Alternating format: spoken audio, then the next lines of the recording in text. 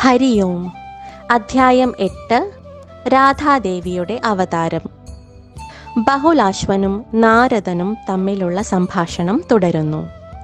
ബഹുലാശ്വൻ മഹാമുനിയായ നാരദനോട് ആകാംക്ഷയോടെ ചോദിച്ചു, ഭഗവാൻ ഹരിയുടെ പവിത്രമായ മഹിമകൾ വിവരിച്ചു തന്നുകൊണ്ട് താങ്കൾ എന്നെയും എൻ്റെ കുടുംബത്തെയും ഐശ്വര്യപ്രദമാക്കി. പരമപുരുഷനായ ഭഗവാൻ ശ്രീകൃഷ്ണൻ രാധാദേവിയോടൊപ്പം വ്രജയിലേക്ക് ചെന്നപ്പോൾ എന്താണ് ചെയ്തത്? ശ്രീനാരദൻ മറുപടിയായി പറഞ്ഞു, ശ്രീ ബഹുലാശ്വ, താങ്കൾ ഭാഗ്യവാനാണ്. ഭഗവാൻ കൃഷ്ണന്റെ അത്യുത്തമ ഭക്തനായ നിമി രാജാവിൻ്റെ കുടുംബത്തിലാണ് താങ്കൾ ജന്മമെടുത്തിരിക്കുന്നത്. പരമാത്മാവിൻ്റെ പവിത്രമായ ലീലകളെ കേൾക്കൂ. കംസനെ വധിക്കാൻ മാത്രമല്ല ഭഗവാൻ അവതരിച്ചത്, ഭക്തരെ രക്ഷിക്കാനും കൂടിയാണ്. ഭഗവാൻ തൻ്റെ പ്രിയതമയായ രാധയെ വൃഷഭാനു രാജാവിൻ്റെ ഭാര്യയായ കീർത്തിയുടെ ഗർഭത്തിൽ സ്ഥാപിച്ചു. അങ്ങനെ ശ്രീരാധ യമുനാ തീരത്തെ ഒരു വലിയ കൊട്ടാരത്തിൽ അവതരിച്ചു.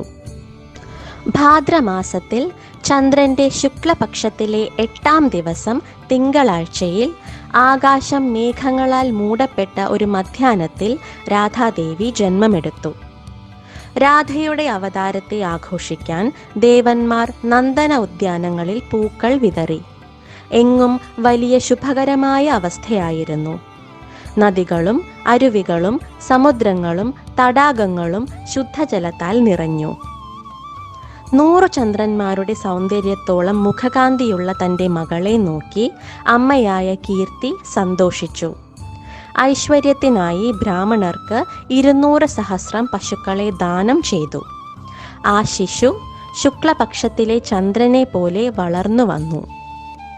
ശ്രീ ബഹുലാശ്വൻ ചോദിച്ചു, വൃഷഭാനുവിൻ്റെ മുൻജന്മമായ സുചന്ദ്രനും കീർത്തിയുടെ മുൻജന്മമായ കലാവതിയും എന്ത് സൽക്കർമ്മം ചെയ്തിട്ടാണ് ദേവന്മാർക്ക് പോലും ലഭിക്കാത്ത ഈ ഭാഗ്യം അവർക്ക് ലഭിച്ചത്?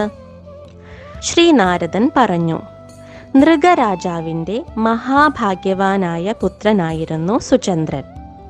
പൂർവകാലത്ത് അര്യമാവിന് കലാവതി, രത്നമാല, മേനക എന്നിങ്ങനെ 3 സുന്ദരികളായ മാനസപുത്രിമാരുണ്ടായിരുന്നു. കലാവതിയെ സുചന്ദ്രനും വിദേഹ രാജാവിന് രത്നമാലയെയും ഹിമവാനുവിന് മേനകയെയും വിവാഹം ചെയ്തു കൊടുത്തു. സീത രത്നമാലയുടെ മകളായും പാർവതി മേനകയുടെ മകളായും ജനിച്ചു. സുചന്ദ്രൻ കലാവതിയുമായി ഗോമതി നദിയുടെ തീരത്തുള്ള വനത്തിൽ 12 വർഷം ബ്രഹ്മാവിനെ തപസ് ചെയ്തു. ബ്രഹ്മാവ് പ്രത്യക്ഷപ്പെട്ട ശേഷം സുചന്ദ്രൻ മോക്ഷപ്രാപ്തിക്കായുള്ള വരമാണ് ചോദിച്ചത്. എന്നാൽ ഭർത്താവ് മോക്ഷം പ്രാപിച്ചാൽ തൻ്റെ ഗതി എന്താകുമെന്ന് ചോദിച്ചപ്പോൾ ബ്രഹ്മാവ് കലാവതിയോട് ഭർത്താവിൻ്റെ കൂടെ സ്വർഗത്തിൽ പോകാൻ ഉപദേശിച്ചു. കാലാന്തരത്തിൽ കലാവതി ഭാരതത്തിൽ ഗംഗയുടെയും യമുനയുടെയും ഇടയിൽ ജനിക്കുമെന്നും അപ്പോൾ ശ്രീകൃഷ്ണന്റെ പരമപ്രിയയായ രാധയെ പുത്രിയായി ലഭിക്കുമെന്നും ബ്രഹ്മാവ് അനുഗ്രഹിക്കുകയും ചെയ്തു.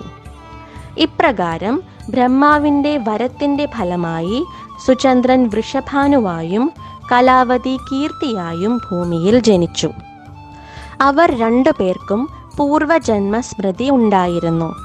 അതിനാൽ അവർ അന്യോന്യം മനസ്സിലാക്കുകയും വിവാഹം കഴിക്കുകയും ചെയ്തു. അങ്ങനെ ബ്രഹ്മാവിൻ്റെ അനുഗ്രഹത്താലാണ് ഇരുവരുടെയും പുത്രിയായി രാധാദേവി അവതരിച്ചത്. ഇതോടെ 1-ാം ഖണ്ഡത്തിലെ 8-ാം അധ്യായം സമാപിക്കുന്നു. ഹരി ഓം.